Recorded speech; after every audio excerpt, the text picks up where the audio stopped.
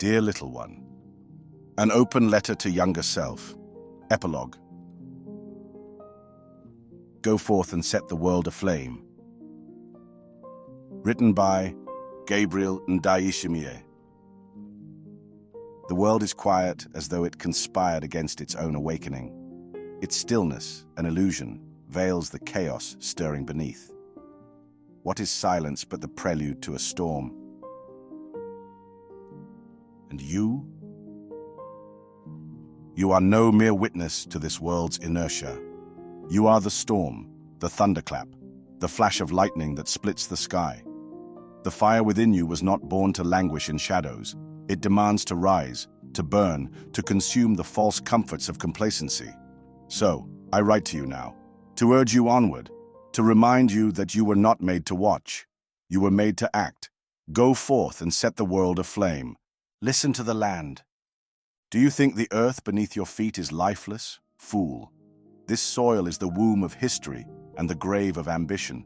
It is alive with the blood of the fallen and the ashes of forgotten dreams. Each grain of dust carries the weight of revolutions, the echoes of battles fought and lost, and the murmurs of those who dared to resist. Beneath your heels lie the ruins of empires, betrayed rebellions, and bones too stubborn to decay. This land does not whisper meekly. It howls with defiance. It bends, but does not break. It bleeds, but does not die. Do not pity it, revere it, for it teaches by enduring. Take these lessons as the earth offers them, in the silence between storms, in scars that refuse to fade, in the unyielding grip it maintains on life. Justice is not a bequest from the mighty, but a prize snatched from the jaws of tyranny, wrestled free by hands bloodied in the struggle and hearts that refuse surrender. It is the child of rebellion, born screaming, torn from the grasp of oppressors who would see it stifled in the cradle. It is forged in the crucible of rebellion, hammered by resolve, and tempered by the unyielding will to defy the inevitable. Fire, my younger self, is no agent of ruin. It is the herald of rebirth, the eternal force that consumes only to create anew. You are not merely its keeper or its vessel. You are its voice, its will, its fury incarnate. Do not shy from its heat, for in its flames lies the power to shape, to destroy false idols, and to carve paths where none existed. It is your destiny to wield it, not as a weapon, but as the hammer that forges a new dawn. Climb the mountains. What are these mountains to you? Obstacles? No, they are the crucibles of your becoming. The sharp stones beneath your hands, the icy winds that bite at your skin. These are not your enemies, but your most faithful allies. They do not wound you, they shape you. Each jagged edge and freezing gust chisels away the trivial, leaving only the essential. They carve your will into unyielding steel, forcing you to shed weakness like a snake abandons its old skin. When you reach the summit, do not seek peace, for the summit is no haven. It is where the self meets its shadow, where illusions are torn asunder and the veils of comfort are burned away. The summit demands reckoning, not rest, for only here can you confront the vastness of truth and feel the weight of the world's lies crumble beneath your gaze. It is a reckoning. The higher you climb, the thinner the air, and the sharper the vision that pierces the illusions of the valleys below.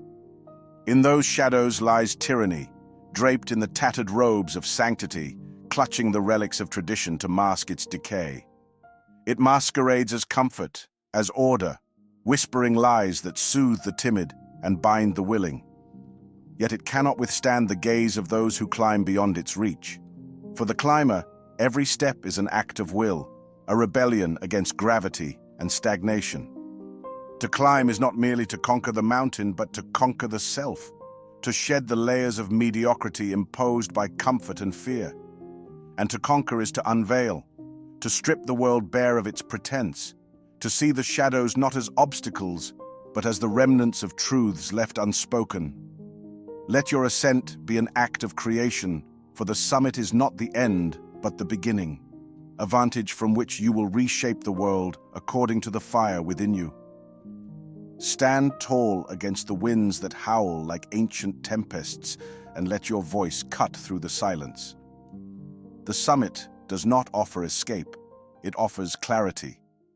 And from this vantage, there can be no retreat from truth, only a leap into transformation, a plunge into the depths of becoming, where form dissolves and potential takes root. Here, the horizon expands not as a boundary, but as a calling, urging you to forge what has never been. It beckons you toward the abyss of infinity, where the known crumbles into irrelevance and all certainties are devoured. Here, chaos reigns, not as destruction, but as the crucible of existence itself. Embrace this chaos, for it is the mother of all creation and the birthplace of the gods within you. Speak to the living. The living, those bound by the chains of habit and fear, will not welcome you. They will see in you the embodiment of their unspoken doubts and forbidden desires.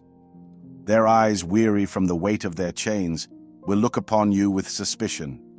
They have been told that the fire you carry is dangerous, that it destroys without reason, and in their fear, they may try to extinguish it.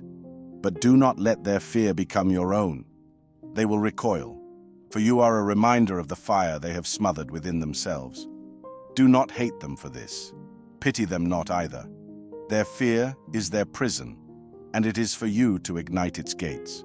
Speak to them, not with kindness, but with truth. Tell them, I do not come to comfort you.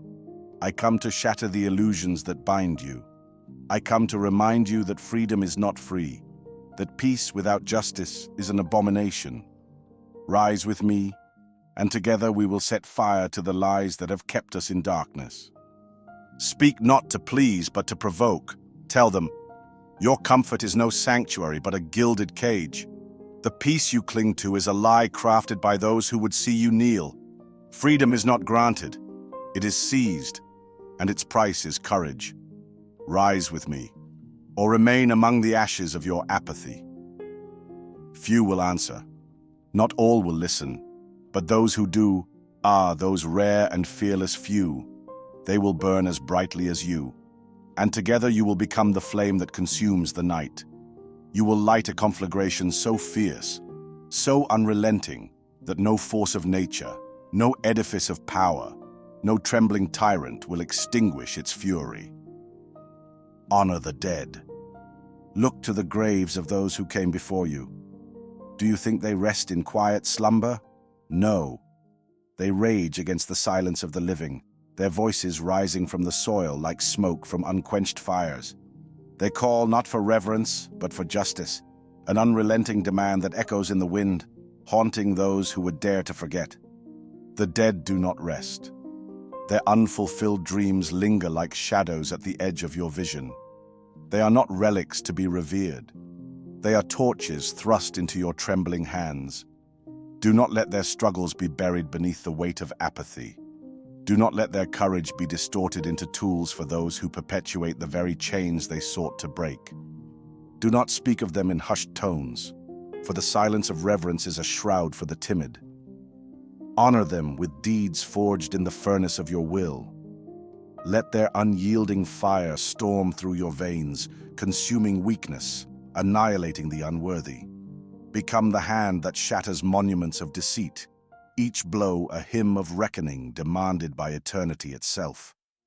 The earth groans beneath the weight of its unfulfilled promises, its stillness daring you to awaken fury. Their fire, now your inheritance, does not whisper or plead, it bellows with the force of God's unbound. It craves obliteration of the hollow and the birth of the true. Rise, not as a mourner, but as a creator, a force beyond, remaking the world with the inexorable truth of your wrath and vision. Rise and burn bright. Do you still doubt your strength? Then listen. The world is vast, a chasm of horrors and wonders, but you are greater still. The quiet you hear is not peace, it is the void, a hollow absence awaiting the roar of your defiance. The shadows you see are not immovable.